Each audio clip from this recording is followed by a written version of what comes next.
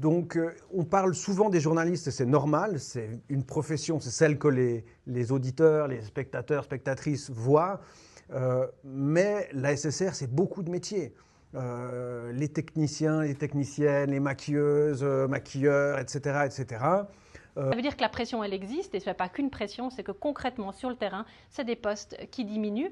Et quand c'est des postes qui diminuent, c'est non seulement des travailleurs et des travailleuses qui sont directement concernés, mais c'est une information aussi qui est directement touchée, une qualité de l'information qui est directement touchée. Cette désinformation qui est mentionnée comme le risque majeur, le plus important dans le rapport 2025 du WEF.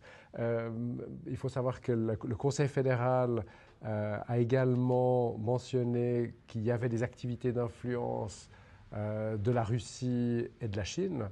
D'un travail indépendant et libre que permet la redevance. On pourrait toujours dire on privatise, on coupe les frais et après on va chercher de la publicité. On sait qu'il peut y avoir des enjeux, qu'il peut y avoir des influences.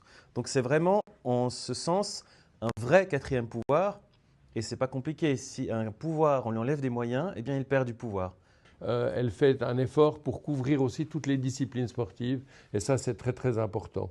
Donc je crois que vraiment le monde sportif est à fond contre. Et les artistes en fait, à partir du moment où ils créent, que ce soit de la composition ou que ce soit de l'interprétation, ont deux possibilités finalement de se faire connaître et de se faire entendre. La première c'est dans une salle, en live, et la deuxième c'est la diffusion.